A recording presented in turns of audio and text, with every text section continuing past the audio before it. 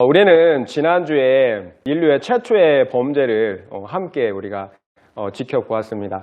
하나님께서 에덴 동산을 창설하시고 아담으로 그 에덴 동산을 경작하고 지키게 하셨어요. 그런데 하나님께서 한 가지 법을 주셨어요. 그 한 가지 법은 에덴 동산에 있는 모든 나무의 실과는 먹어도 되지만 그 선악을 알게 하는 나무의 과실은 먹지 말라고 하셨어요. 먹는 날에는 내가 반드시 죽을 것이라고 말씀하셨어요. 그런데 안타깝게도 우리가 다 아는 것처럼 아담과 하와는 그만 뱀의 꾀임에 넘어가서 그 선악과를 따먹고 말았어요. 그리고 오늘 본문은 그렇게 죄를 범한 각 당사자들 뱀과 여자와 남자에게 하나님께서 형벌을 내리시는 그런 장면이에요. 하나님께서 그 각 사람의 죄값에 따라 형벌을 내리시면서 그러면서도 동시에 하나님께서는 은혜와 긍휼을 베푸십니다. 그래서 오늘 저는 하나님께서 각 당사자들, 죄를 범한 당사자들에게 내리시는 형벌은 무엇인지, 그리고 그 과정 가운데 하나님께서 베풀어 주시는 은혜는 무엇인지 함께 살펴보면서 은혜를 나누기를 원하는 것입니다. 먼저 형벌의 대상자는 뱀이에요. 우리 14절을 함께 읽겠습니다. 14절입니다. 함께 읽겠습니다. 시작. 여호와 하나님이 뱀에게 이르시되 내가 이렇게 하였으니 내가 모든 가축과 들의 모든 짐승보다 더욱 저주를 받아 배로 다니고 살아있는 동안 흙을 먹을지니라.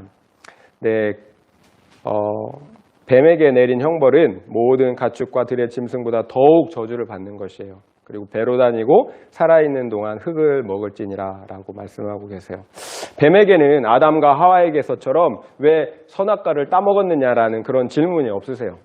재판 과정이 없이 바로 죄에 대한 판결이 내려져요. 왜 그럴까요? 사탄은 죄의 시초이고 죄의 조성자이기 때문에 그래요. 아담과 하와는 유혹을 받아 그 연약함으로 죄를 짓고 넘어졌지만, 그러나 사탄은 처음부터 하나님을 반역하기 위해서 이렇게 죄를 지었다라는 거예요. 또한 아담과 하와를 죽이기 위해서 접근한 거예요.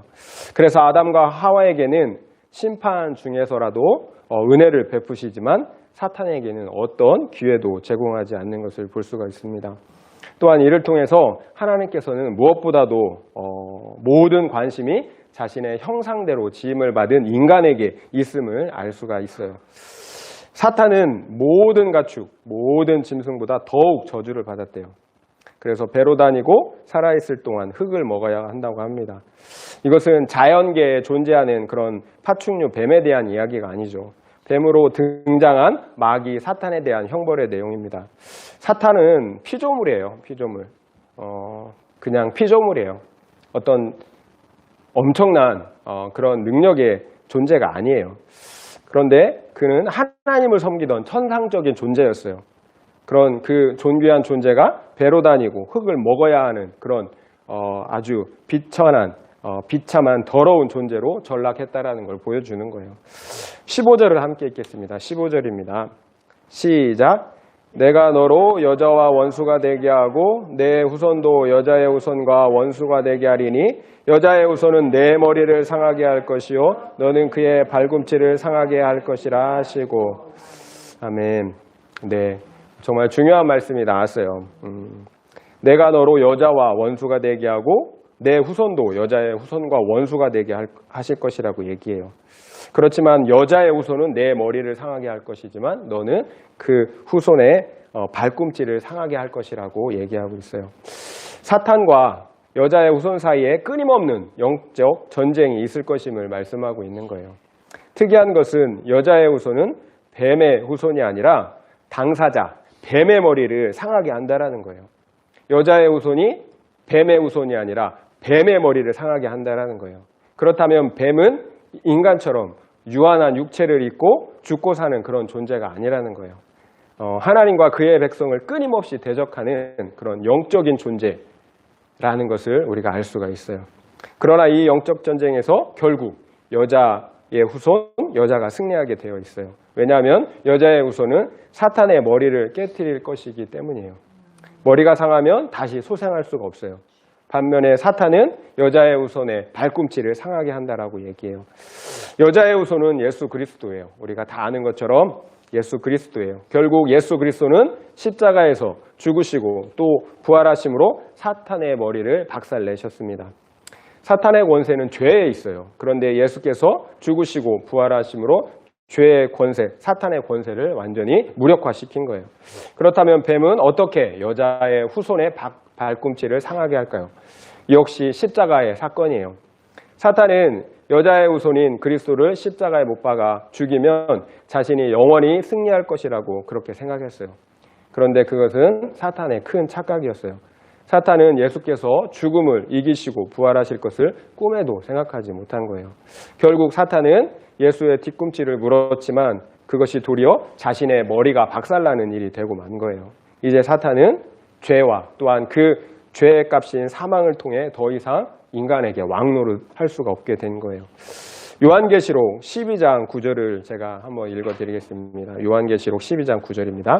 큰 용이 내쫓기니 옛뱀 곧 마귀라고도 하고 사탄이라고도 하며 온 천하를 꿰는 자라. 그가 땅으로 내쫓기니 그의 사자들도 그와 함께 내쫓기니라. 큰 용이 나오는데요. 옛뱀이래요. 옛뱀. 마귀라고도 하고 사탄이라고도 하는데 온 천하를 꿰는 속이는 자예요. 그런데 그가 땅으로 하늘에서 땅으로 내쫓기게 돼요. 그리고 그의 사자들 그 귀신들도 함께 타락한 그 천사들도 그와 함께 내쫓기게 된다라고 요한계시록에서는 말씀하고 계세요. 십자가 사건으로 머리가 깨진 사탄은 그를 따르는 그 사자들과 함께 이 땅으로 내쫓기게 되는 거예요. 그러나 사탄은 여자의 후손과의 싸움에서 패했지만 여전히 어떻게 해요? 여자의 후손들을 미혹하고 핍박한다라는 거예요.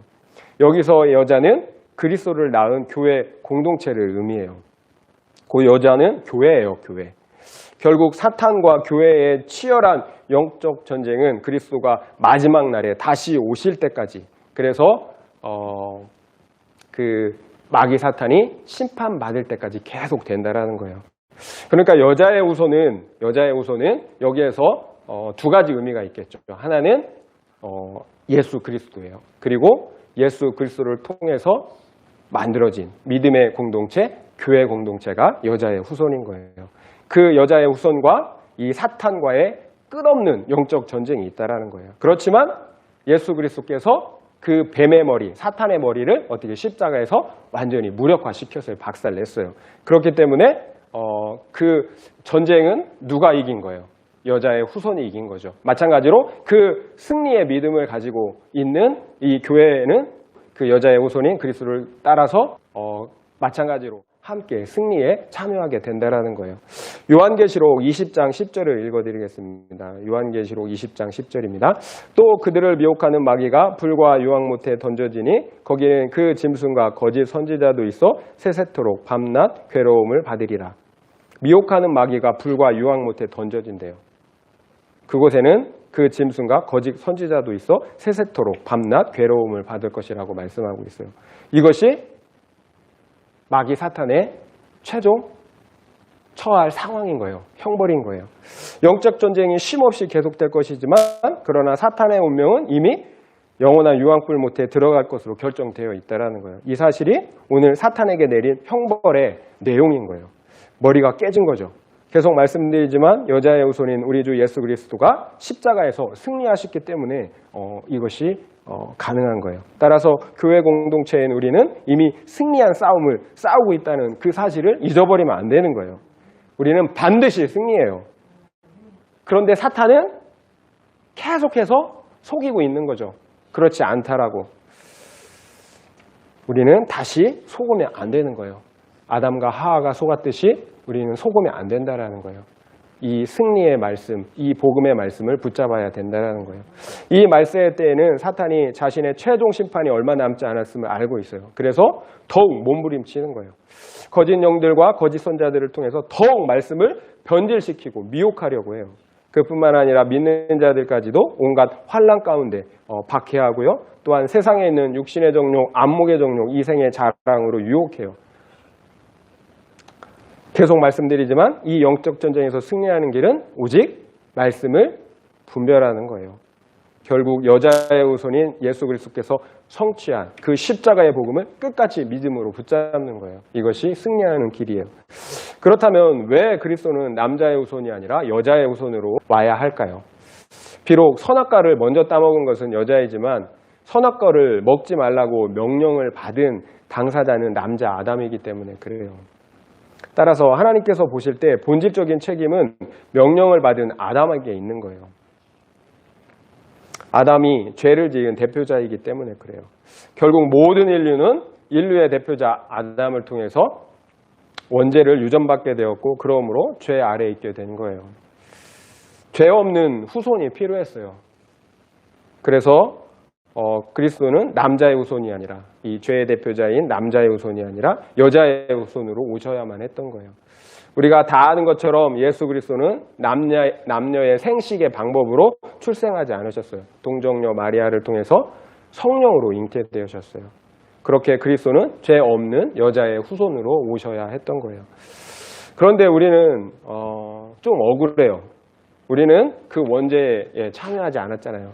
이렇게 우리가 일반적으로 말해요. 그런데 성경은 그렇게 말씀하고 있지 않아요. 로마서 5장 12절을 제가 한번 읽어드리겠습니다. 그러므로 한 사람으로 말미암아 죄가 세상에 들어오고 죄로 말미암아 사망이 들어왔나니 이와 같이 모든 사람이 죄를 지었으므로 사망이 모든 사람에게 이르렀느니라. 한 사람으로 말미암아 죄가 세상에 들어왔어요. 그 죄로 말미암아 사망이 들어왔어요. 그런데 이와 같이 모든 사람이 죄를 졌기 때문에 사망이 모든 사람에게 이르렀다라고 말씀하고 계세요. 한 사람으로 죄가 들어오고 죄로 말미암아 사망이 들어왔어요. 그런데 성경은 여기서 그치지 않는다라는 거예요. 이와 같이 모든 사람이 죄를 지었기 때문에 사망이 모든 사람에게 이르렀다라는 거예요. 아담만 책임이 있는 게 아니에요. 모든 사람도 동일한 죄를 졌고 그래서 동일하게 그 어떤 누구도 그 죄의 책임에서 벗어날 수 없다라는 거예요. 감사한 것은 아담과 하와가 죄를 지은 그때에 하나님은 이미 예수 그리스도를 통하여서 모든 인류를 구원하실 그 구원의 계획, 은혜의 계획을 가지고 계셨다라는 거예요. 그래서 3장 15절의 말씀을 원시복음이라고 하는 거예요. 복음이 뭐예요? 복된 소리, 굿뉴스. 하나님께서 이미 타락한 그때에 예수 그리스도를 보낼 그 복된 소식을 예언하셨다라는 거예요. 약속하셨다라는 거예요. 여기에서 우리는 하나님께서 얼마나 인간을 편애하시는지 알 수가 있어요. 사단에게는 어떤 기회도 주지 않으셨어요. 그런데 인간에게는 엄청난 회개의 기회와 은혜의 구원의 계획을 갖고 계시다라는 거예요. 16절을 함께 읽겠습니다. 16절입니다. 이제 여자에게 대한 형벌이에요. 16절입니다. 시작. 또 여자에게 이르시되 내가 내게 임신하는 고통을 크게 더하리니 내가 수고하고 자식을 낳을 것이며 너는 남편을 원하고 남편은 너를 다스릴 것이라 하시고. 인간을 창조하신 후에 생육하고 번성하여 땅에 충만하라고 하셨어요. 이 출생이 축복의 중심이에요. 낳는 것, 생명을 얻는 것, 이게 복이에요. 그러나 죄의 결과 그 축복이, 생명을 낳는 축복이 고통과 수고와 저주가 되었다라는 거예요. 왜 그래요? 인간은 수고와 고통 가운데 살다가 죽어야 되기 때문에 그래요. 또 여자는 남자에 의해 다스림을 받을 것이라고 말씀하고 있어요. 여자는 남자를 돕는 배필이었지 다스림을 받는 존재는 아니었어요. 죄의 결과 여자는 수평적이고 인격적인 관계에서 수직적이고 다스림을 받는 그런 존재가 되고 만 거예요. 그렇다면 그리스도 안에서 새롭게 회복된 가정의 모습은 어때야 할까요? 영적인 질서는 반드시 필요해요. 영적인 질서는. 하지만 죄를 짓기 이전처럼 서로 돕고 사랑하는 수평적이고 인격적인 가정으로 회복돼야 되는 거예요. 왜냐하면 하나님께서 최초의 그런 가정을 계획하셨고 원하셨기 때문에 그래요. 이제 아담의 형벌을 함께 보겠습니다. 아담의 형벌 17절부터 19절이에요. 17절부터 19절을 함께 읽겠습니다. 시작. 아담에게 이르시되 내가 내 아내의 말을 듣고 내가 내게 먹지 말라 한 나무의 열매를 먹었은즉 땅은 너로 말미암아 저주를 받고 너는 내 평생에 수고하여야 그 소산을 먹으리라. 땅이 내게 가시덤불과 엉겅퀴를 낼 것이라. 내가 먹을 것은 밭의 채소인즉 내가 흙으로 돌아갈 때까지 얼굴에 땀을 흘려야 먹을 것을 먹으리니 내가 그것에서 취함을 입었음이라. 너는 흙이니 흙으로 돌아갈 것이니라 하시니라. 아멘. 인간의 죄로 말미암아서 땅이 저주를 받게 돼요. 왜냐하면 말씀드린 것처럼 인간은 모든 피조세계의 머리이고 책임자이기 때문에 그래요. 연대 책임을 지는 거예요. 머리가 잘하면 다 같이 상을 받는 거고요. 머리가 잘못하면 다 함께 벌을 받는 거예요. 그래서 땅이 가시와 엉겅퀴를 내게 돼요. 결국 세상이 뒤틀리고 해충들이 생겨나고 질병이 생기고 돌연변이가 생기고 또 자연재해가 발생하는 이유는 모두 죄의 결과들인 거예요. 암도 코로나도 모두 결국은 죄의 결과들인 거예요. 이렇게 아담 자신을 포함한 피조세계는 모두 저주와 파괴를 경험하게 되는 거예요. 이게 모두 죄의 결과인 거예요. 그 죄로 세상은 파괴되고 사탄의 나라가 되고 말았어요. 하나님께서 이 세상을 창조하시는 내내 좋았더라 하시고 또 마지막에는 심히 좋았다라고 말씀하셨어요. 이렇게 하나님 보시기에 심히 좋았던 이 세상이 인간의 죄로 말미암아 더 이상 좋지 않은 것이 되고 만 거예요. 다 설명할 수는 없지만 죄는 인간 사회의 모든 영향에 영향을 끼치고 있어요. 죄를 지으면 당장 보이지는 않지만 반드시 나와 또 가정과 교회와 우리 공동체와 세상에 저주와 파괴와 죽음의 영향력을 끼치게 된다는 거예요. 이것이 성경이 말하는 영적인 법칙이에요. 우리가 죄를 짓는 이유가 있어요. 지금 당장 죄의 형벌을 받지 않기 때문에 그래요. 만약 하나님께서 죄를 짓는 족족 형벌하신다면 어떤 누구도 죄를 짓지 않을 거예요.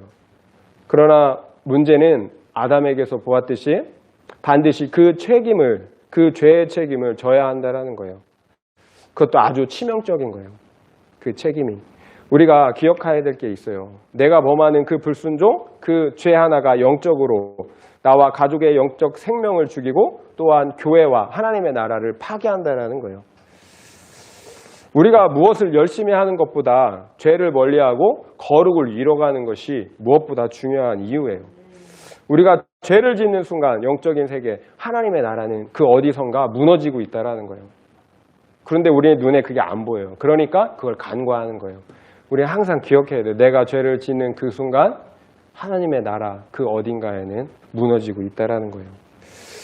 죄의 결과 피조세계가 저주를 받자 모든 인류는 평생 땀을 흘리며 수고해야만 먹고 사는 그런 존재가 되었어요. 그리고 더 심각한 것은 흙으로 지음받은 인간은 결국 그 흙으로 돌아가야 된다는 거예요. 바로 죽는다라는 거예요. 아담이라는 말이 본래 흙이라는 의미예요. 아담아가 흙이에요. 그런데 하나님께서 아담을 창조하실 때 그 흙에 생기를 불어넣자 생명이 되었다라고 말씀하고 계세요. 흙에 하나님의 생기가 들어가서 살아있는 존재, 존귀한 존재, 영적인 존재, 하나님의 형상을 대변하는 존재가 되었다라는 거예요. 그런데 그 존귀한 존재가 죄를 범하자 결국 그 본래의 흙으로 돌아가게 됐다라는 거예요. 우리가 기억해야 될 게 또 있어요. 우리가 본래 흙이에요. 흙. 이걸 기억해야 돼요. 우리는 흙이에요. 아무것도 아니에요. 흙이 뭐예요? 아무것도 아니잖아요. 우리는 겸손해야 돼요. 흙이라는 것을 결코 어느 순간에도 잊으면 안 돼요. 결국 인간은 이 땅에서 먹고 살기 위해 평생을 땀 흘리며 수고하다가 흙으로 돌아가야만 한다는 거예요. 이것이 인생이에요. 이것이 인생. 오늘날 우리의 인생이잖아요. 수고하고 고생하며 살다가 결국 죽는 거예요. 정말 그렇지 않아요, 여러분? 여러분의 짧은 인생을 한번 돌아보세요. 어때요? 너무 좋았어요? 아니면 수고와 슬픔뿐이었어요? 그래서 모세는 시편 90편에서 우리의 연수가 70이요 강건하면 80이지만 그 연수의 자랑이 다 수고와 슬픔뿐이라고 얘기하고 있는 거예요. 그것조차도 날아간대요. 신속히 날아가는, 우리의 인생이 신속히 날아가는 것 같대요. 그만큼 인생이 허무하다라는 거예요. 인간의 이런 숙명의 삶을 짧게 표현한 말이 바로 생로병사예요. 생로병사. 태어나고 늙고 병들고 죽는다라는 거예요. 이게 모든 인생에게 그게 길던 짧던 그거의 차이지 모든 인생에게 동일하게 닥치는 문제라는 거예요. 생로병사. 불교의 석가모니도 이런 인생의 생로병사의 문제를 해결하고자 출가한 거예요. 그러나 석가모니를 포함해서 인류의 그 어떤 누구도 이 생로병사의 문제를 해결할 수가 없었어요. 그리고 피해갈 수도 없었던 거예요. 지난번에도 말씀드렸지만 저희 어머니는 돌아가시기 전에 그렇게 오래 믿어왔던 불교가 싫다고 말씀하셨어요. 제가 왜 그러냐고 물어봤더니 불교는 윤회가 있는데 자기는 다시 태어나는 게 너무 싫다라고 그렇게 말씀하셨어요. 이 땅에서 사는 게 싫다라는 거예요. 다시 살고 싶지 않다라는 거예요. 그 누구는 그렇게 살고 싶어 하는데 우리 어머니는 다시 태어나는 것, 다시 사는 것을 원하지 않으셨어요. 그만큼 사는 게 수고였고 고통이었다라는 의미겠죠. 그 소리를 듣는데 마음이 참 많이 아프더라고요. 아들로서 어머니가 그런 인생을 살았구나라는 것들을 생각하니까 너무 마음이 아프더라고요. 어머니의 인생을 돌아보면 정말로 그래요.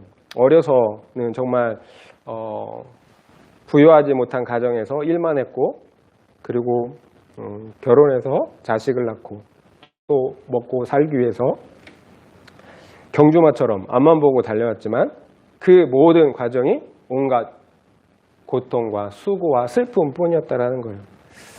어머니는 젊은 자식을 먼저 보내야 됐어요. 그리고 암수술을 몇 번을 받으셔야 했고요. 말년에는 담도암으로 극심한 고통 가운데 죽음을 맞이해야 했어요. 결국 수고로운 삶 끝에 기다린 것은 그렇게 기다린 것은 낙이 아니었어요. 죽음이었어요. 좀 먹고 살만해졌는데 이제 모든 것을 내려놓고 가야 한다라는 거였어요. 이것이 우리 인생이에요. 숙명인 거죠. 선악을 알게 하는 그 나무의 과실은 먹지 말라. 먹는 날에는 반드시 죽으리라. 반드시 죽으리라. 하나님의 말씀이 모든 인류에게 드리워져 있는 거예요. 그런데 더 큰 문제는 성경은 이 육적 죽음이 끝이 아니라고 말씀하세요. 둘째 사망이 있다라고 말씀하고 계신다라는 거예요. 요한계시록 20장 12절부터 14절을 제가 읽어드리겠습니다.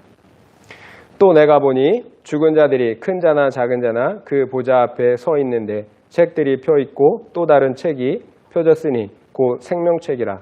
죽은 자들이 자기의 기능을 따라 책들에 기록된 대로 심판을 받으니 바다가 그 가운데에서 죽은 자들을 내주고 또 사망과 음부도 그 가운데서 죽은 자들을 내주매 각 사람이 자기의 행위대로 심판을 받고 사망과 음부도 불못에 던져지니 이것은 둘째 사망 곧 불못이라. 누구든지 생명책에 기록되지 못한 자는 불못에 던져지더라. 모든 죽은 자들이 자기의 행위에 따라 심판을 받는다라고 얘기해요. 생명책에 기록되지 못한 자들은 다 불못, 둘째 사망에 처해진다라고 얘기하고 있어요. 성경은 한 번 죽는 것은 정해져 있다라고 말씀하세요. 죽은 후에는 심판이 있다라고 말씀하세요. 방금 읽은 구절이 바로 이 심판의 장면인 거예요. 곧 생명책에 기록되지 못한 자들은 꺼지지 않는 불못에 던져지는 심판이 있다라는 거예요. 이것이 성경이 말하는 둘째 사망, 곧 영원한 죽음이에요. 첫째 사망이 육적인 죽음이라면 둘째 사망은 영원한 불못에 처해지는 거예요. 저도 이런 말씀을 드리기가 참 꺼려져요. 하지만 하나님께서 말씀하고 계시기 때문에, 하나님의 성경이 말씀하고 계시기 때문에 저도 말씀을 드릴 수밖에 없는 거예요. 그래서 전도서 12장 7절에서는 육신은 흙으로 돌아가지만 영은 그것을 주신 하나님께로 돌아간다라고 말씀하세요. 그 영이 하나님께로 나아가 심판을 받아야 된다라는 거예요. 선악간의 심판을 받아야 된다라는 거예요. 그래서 전도자는 곤고한 날이 이르기 전에 그 기회가 있는, 살아있는 동안에 창조주 하나님을 기억하라고 말씀하고 계세요. 결국 흙으로 돌아가는 것은 눈에 보이는 육적인 죽음일 뿐이지 영원한 죽음, 심판이 있다는 거예요. 그렇다면 하나님께서 타락한 직후에 당장 영원한 그 불못, 영원한 죽음의 형벌을 내리시지 않는 이유는 뭘까요? 우리에게 은혜를 베푸신 거예요. 구원의 기회를 주신 거예요. 예수 그리스도를 보내서 우리를 구속하시고 또한 우리에게 그 그리스도를 믿음으로 죄사함을 받고 구원함을 얻을 수 있도록 그 기회, 은혜의 기회를 주셨다라는 거예요. 그러니까 이 땅에서의 삶은 자기의 백성을 구원하시기 위한 그 기회를 주시기 위한 은혜의 시간이라는 거예요. 그렇다면 우리에게 당장 시급한 건 무엇일까요? 한번 생각해 보시기 바랍니다. 20절입니다. 20절 읽겠습니다. 함께 읽겠습니다. 시작. 아담이 그의 아내의 이름을 하와라 불렀으니 그는 모든 산자의 어머니가 됨이더라. 하나님의 형벌의 말씀이 이어지는 중에 아담이 그의 아내를 하와라 이름 짓는 그 내용이 갑자기 등장해요. 하나님께서 남자의 갈비뼈를 뽑아 여자를 만들어 남자에게 데려왔을 때 남자는 처음에 그 여자를 그냥 여자라고 불렀어요. 여자. 그런데 아담은 타락 직후에 여자를 모든 산자의 어미인 하와라고 이름 짓는 것을 지금 볼 수가 있어요. 모든 산자의 어미 하와라고 이름을 줘요. 죄를 짓고 형벌을 받는데 갑자기 왜 이런 얘기를 했을까? 1차적으로 하와는 모든 인류의 어미라는 의미겠지만 궁극적으로는 앞서 말씀드린 것처럼 여자의 후손인 그리스도를 통해 구원할 교회를 얘기하고 있는 거예요. 여자의 후손인 그리스도 또한 그를 통해서 구원받을 그 공동체, 구원의 공동체, 그 교회를 말씀하고 있는 거예요. 그 성경은 하와의 후손인 그리스도를 통해 구원할 교회의 모습을 우리에게 소망하고 바라보게 하시는 거예요. 21절을 읽겠습니다. 21절 함께 읽겠습니다. 시작. 여호와 하나님이 아담과 그의 아내를 위하여 가죽옷을 지어 입히시니라. 아멘. 하나님은 마땅히 받아야 할 형벌 중에도 계속해서 긍휼과 은혜를 잊지 않으세요. 본래 인간에게 허락된 음식은 씨 맺는 채소와 열매들이었어요. 그렇다면 그 당시에는 동물을 죽이는 일, 피를 흘리는 것이 허락되지 않았다라는 거예요. 결국 하나님께서 가죽옷을 지어주셨다라는 것은 동물을 희생시켰다라는 거예요. 아담과 하와의 부끄러움과 수치를 가리시기 위해서 어떤 생명을 희생시켰다라는 거예요. 그래서 가죽옷을 입혀서 그 수치를 가려줬다라는 거예요. 그래요. 하나님은 우리의 죄를 가리시기 위해서 그의 아들 예수 그리스도를 십자가에서 죽게 하신 거예요. 우리의 수치를 가리시기 위해서. 여기에서 옷은 십자가에서 성취한 그리스도의 의로움과 공로예요. 예수 그리스도의 의로움과 공로로 우리를 가리시는 거예요. 그러므로 우리의 신분을 회복시켜 주신 거예요. 옷은 우리의 신분을 회복시켰다라는 의미예요. 하나님께서 비록 우리가 죄인이지만 그 옷, 그리스도의 옷을 보시고 우리를 의롭다라고 여겨주신다는 거예요. 우리는 죄인이에요. 흙이에요. 그런데 예수 그리스도의 그 공로를, 그 의를 보시고 우리를 의롭다라고 봐주신다는 거예요. 당신의 자녀로 다시 받아주신다는 거예요. 이게 은혜인 거예요.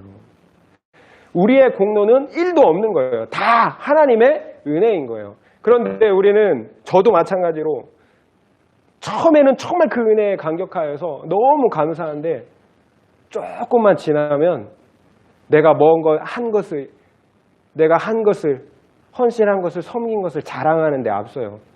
하나님 앞에 얼마나 떳떳한지 몰라요. 내가 복받고 상 받는 건 너무 당연한 거예요.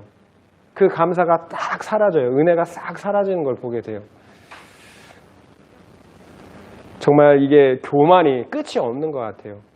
그런데 하나님께서 우리를 구원하신 것은 우리에게는 어떠한 1%의 우리의 어떤 공로도 없다라는 거예요. 100% 하나님의 은혜인 거예요. 22절, 24절을 함께 읽겠습니다. 22절, 24절입니다. 시작. 여호와 하나님이 이르시되 보라 이 사람이 선악을 아는 일에 우리 중 하나같이 되었으니 그가 그의 손을 들어 생명나무 열매도 따먹고 영생할까 하노라 하시고 여호와 하나님이 에덴 동산에서 그를 내보내어 그의 근원이 된 땅을 갈게 하시니라. 이같이 하나님이 그 사람을 쫓아내시고 에덴 동산 동쪽에 그룹들과 두루도는 불칼을 두어 생명나무의 길을 지키게 하시니라. 아멘. 네, 지금까지 하나님은 인류에게 형벌을 선고하셨어요. 그리고 본절은 선고하신 형벌에 대하여 하나님께서 직접적으로 취하신 행동이에요. 형벌에 대한 직접적인 행동. 바로 에덴 동산에서 사람을 추방하시고 그 가운데 있는 생명나무에 접근하지 못하도록 그룹 천사들과 불칼로 지키게 하신 거예요. 이것이 아담과 하와에게 주어진 실제적인 형벌인 거예요. 그룹 천사들과 두루 도는 불칼로 생명나무의 길을 지키게 하셨다는 것은 인간이 영생할 수 있는 길이 완전히 차단되었다는 것을 의미해요. 죄인이 영생하면 어떻게 될까요? 그럼 제가 다시 한번 물어볼게요. 사탄이 영생하면 어떻게 될까요? 히틀러가 영생하면, 김일성이 영생하면 어떻게 될까요? 정말 끔찍하겠죠. 세상은 지금보다 완전히 더 끔찍한 지옥으로 변해 있을 거예요. 또 만약 암에 걸리고 정말 정신병에 걸려서 정말 죽지 못해 살아간다면 어떨까요? 그것처럼 지옥도 없을 거예요. 결국 죄인이, 유한한 죄인이 계속해서 산다는 것은 그것보다 더 큰 끔찍한 일은 없는 거예요. 영생하지 않는 게 너무 다행인 거예요. 우리는 에덴 동산에서 추방당했어요. 그렇다면 이 에덴 동산과 생명나무는 무슨 의미일까요? 창세기 2장 15절을 보면 여호와 하나님이 그 사람을 이끌어 에덴 동산에 두어 그것을 경작하며 지키게 하셨다라고 기록되어 있어요. 에덴 동산을 경작하고 지키게 사람을 그곳에 두었어요. 그런데 경작하다로 번역된 동사는 아바드고요. 지키다로 번역된 동사는 샤마르인데요.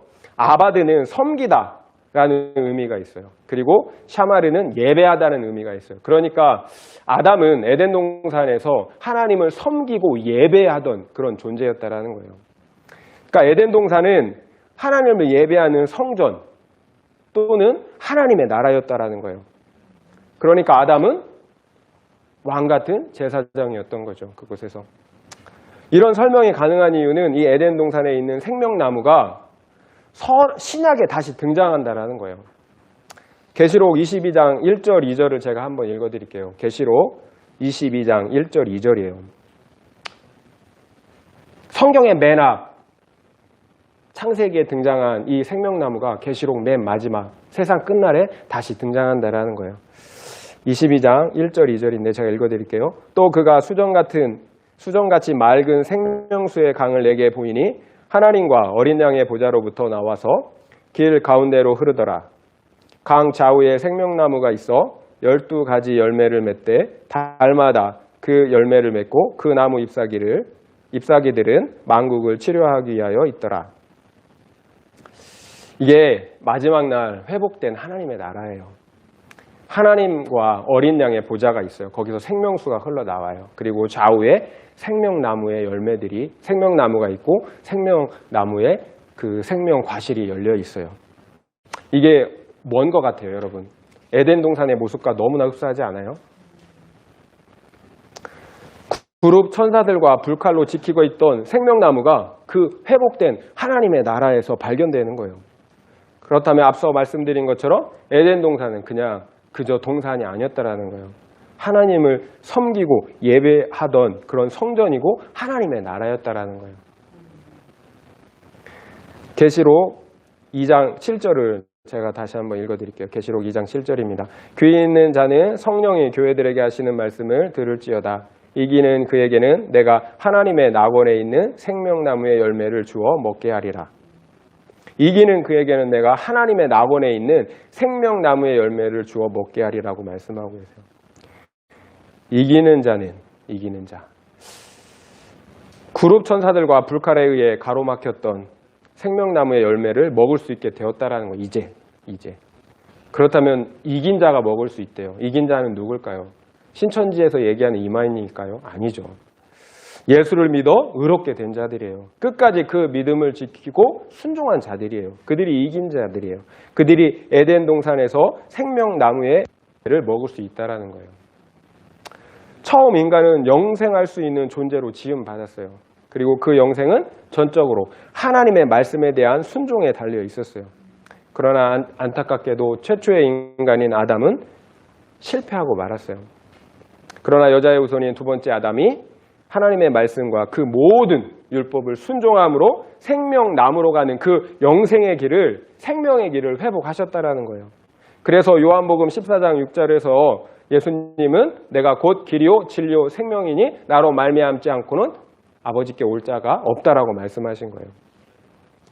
여자의 후손 예수는 에덴 동산의 생명나무로 나아가는 유일한 길인 거예요.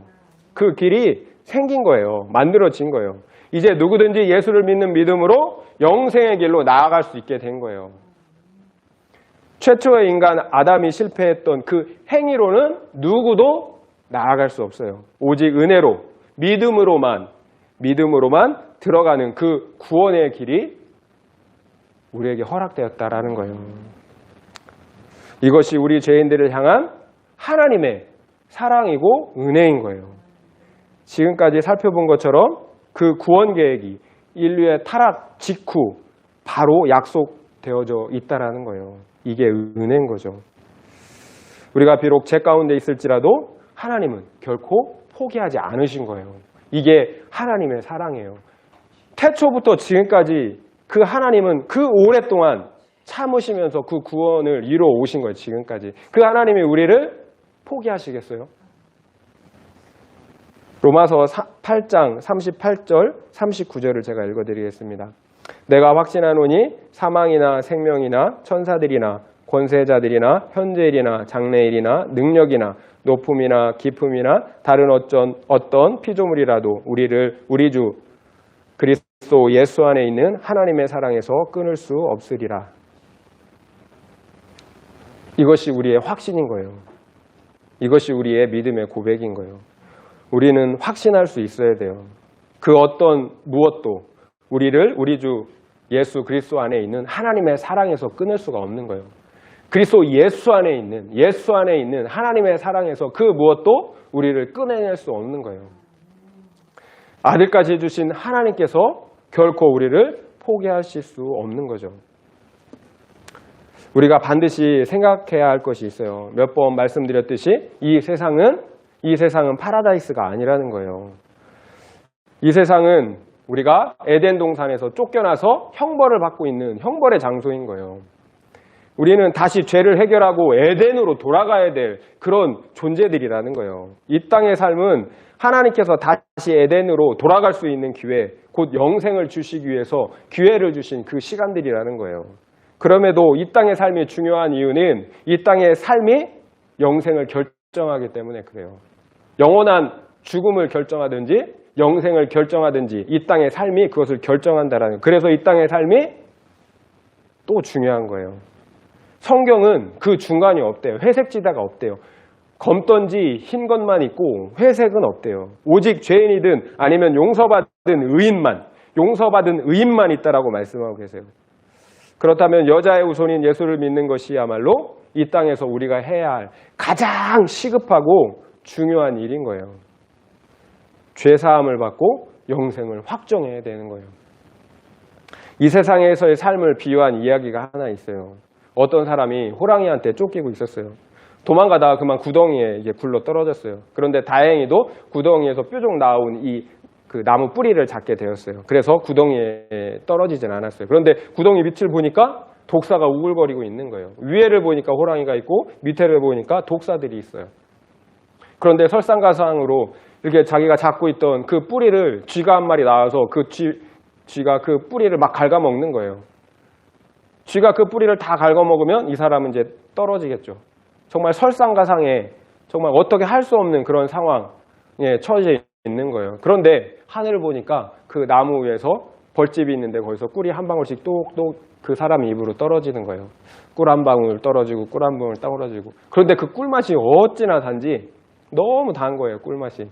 그래서 모든 상황을 다 잊어버렸어요. 호랑이가 있는 것도 밑에 뱀이 우글거리는 것도 지금 자기가 잡고 있는 뿌리가 끊어져서 떨어질 것도 다 잊고 있는 거예요. 이것이 우리의 모습은 아닐까, 이 세상을 살아가는 우리의 모습은 아닐까 그런 생각이 들어요. 과연 그 사람은 어떻게 됐을까요? 이 세상이 주는 육신의 정욕과 안목의 정욕이라는 그런 달콤한 그 꿀에 빠져서 정작 중요한 것은 잊고 살고 있지는 않은가 한번 생각해 볼 필요가 있을 것 같아요. 우리는 더 늦기 전에 에덴으로 돌아갈 준비를 해야 된다는 거예요. 하나님은 심판 중에도 우리에게 긍휼과 사랑을 베풀어 주셨어요. 우리는 그 사랑을 붙잡아야 되는 거예요. 예수 그리스도라는 그 사랑을 우리에게 허락해 주셨어요. 우리는 그 사랑을 붙잡아야 되는 거예요. 말씀을 마무리하겠습니다. 공의의 하나님은 인간의 죄에 대해서 심판하실 수밖에 없어요. 하나님의 법에 따라. 왜냐하면 죄의 싹은 사망이기 때문에 그래요. 그러나 사랑의 하나님은 심판 중에도 긍휼과 은혜를 잊지 않으세요. 죄인에게 그 죄를 가릴 수 있는 은혜의 가죽옷을 입혀주신다라는 거예요. 그 십자가에서 아들을 통해 성취하신 그 하나님의 의, 그리스도의 의의 옷을 입혀주신다라는 거예요. 그러므로 우리를 받아주신다라는 거예요. 그러므로 죄 있는 우리를 죄가 없다라고 해주신다라는 거예요. 이것이 성경에 나타난 우리를 향한 하나님 아버지의 사랑인 거예요. 우리가 이 하나님 아버지의 사랑에 우리가 보답하는 길은 뭘까요? 그리스도 안에 나타난 그 하나님의 사랑을 받아들이는 거예요. 굳게 믿는 거예요. 어떤 상황에서도 신뢰하는 거예요. 사탄이 어떻게 속일지라도 그 믿음의 말씀을 붙잡는 거예요. 아담을 통해서 배울 수 있는 중요한 교훈이 한 가지가 있어요. 우리의 행복은 하나님처럼 되는 데 있지 않고 하나님과 함께하는 데 있다라는 거예요. 아담이 하나님처럼 되려 했을 때 그가 생각했던 것과는 달리 그에게 죽음이 찾아왔어요. 수고와 고난과 저주가 찾아왔어요. 왜 그랬을까요? 우리의 근본이 흙이기 때문에 그런 거예요. 우리가 흙이라는 사실을 잊어버렸기 때문에 그런 거예요. 하나님께서 함께하지 않으면 우리는 아무것도 아닌 존재인 거예요. 결국 우리는 하나님이 함께 하실 때만 어떻게 해요? 행복할 수 있고 생명을 누릴 수 있고 그리고 존귀한 존재로 가치 있는 삶을 살 수 있게 된다는 거예요. 돈이 좀 없어도 괜찮아요. 외모가 부족해도 학벌이 부족해도 모든 게 부족해도 괜찮아요. 그렇지만 하나님이 없으면 안 되는 거예요. 그래서 우리는 길이요 진리요 생명이신 예수 그리스도를 통해서 하나님께 나아가야 되는 거예요. 날마다 하나님께 나아가야 되는 거예요. 이것이 영생이기 때문에 그런 거예요. 생명나무는 하나님이세요. 그 길로 예수 그리스도를 통해서 생명나무이신 하나님께 나아가야 되는 거예요. 그렇다면 우리가 할 수 있는 걸 해야 되는 거예요. 하나님께 나아가기 위해서는 무엇을 해야 될까요? 아담을 통해서 보았듯이 하나님의 말씀을 듣고 믿고 순종하는 거예요.